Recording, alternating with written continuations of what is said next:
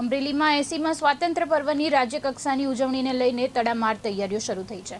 જિલ્લા કલેક્ટર વિકલ્પ ભારદ્વાજના અધ્યક્ષસ્થાને યોજાયેલી પ્રેસ કોન્ફરન્સમાં સમગ્ર કાર્યક્રમની વિગતો આપવામાં આવી હતી. 13 થી 16 ઓગસ્ટ દરમિયાન અખાડા ગ્રાઉન્ડ ખાતે આધુનિક શસ્ત્રોનું પ્રદર્શન કરાશે. 14 ઓગસ્ટે મુખ્યમંત્રી ભૂપેન્દ્ર પટેલ અમરેલી પહોંચશે, જ્યાં નૂતન શાળા ગ્રાઉન્ડ ખાતે સાંજે 4:30 કલાકે એટ હોમ કાર્યક્રમ અને સાંજે 6:30 કલાકે સાંસ્કૃતિક કાર્યક્રમ યોજાશે. સાંસ્કૃતિક કાર્યક્રમમાં અમરેલીના ઇતિહાસ અને સ્વાતંત્ર્ય સેનાનીઓના જીવન પર આધારિત નાટ્ય પ્રસ્તુતિ કરવામાં આવશે.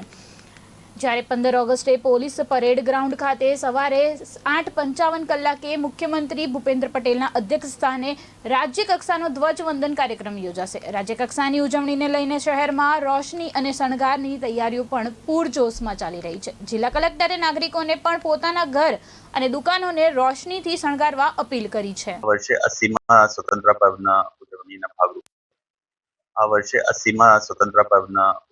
ભાગરૂપે આ વર્ષેના રાજ્યકક્ષાના કાર્યક્રમ અમરેલી ખાતે યોજવામાં જઈ રહ્યા છે. આ કાર્યક્રમમાં કુલ 4 કાર્યક્રમ હશે. પહેલા એટ હોમ કાર્યક્રમ, બીજા સાંસ્કૃતિક કાર્યક્રમ, ત્રીજા ધ્વજવંદન કાર્યક્રમ અને સાથે સાથે શસ્ત્ર પ્રદર્શન. जो अपना एट होम कार्यक्रम है अपना नवी नूतन शाला ग्राउंड में योजવામાં આવશે અને 14 તારીખના રોજ સાંજે 4:30 કલાકથી યોજવામાં આવશે.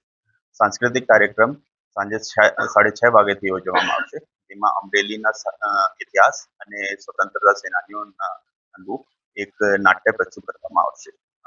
જે 6:30 વાગ્યાથી યોજવામાં આવશે. મારી બધા નાગરિકોથી અપીલ છે કે 6 વાગ્યા સુધી એમાં આપણા પોતપોતાના સ્થાન ગ્રહણ કરી. अगले दिवस सवारे 15/8 रोज ध्वजवंदन कार्यक्रम पुलिस परेड ग्राउंड खाते योजવામાં આવશે.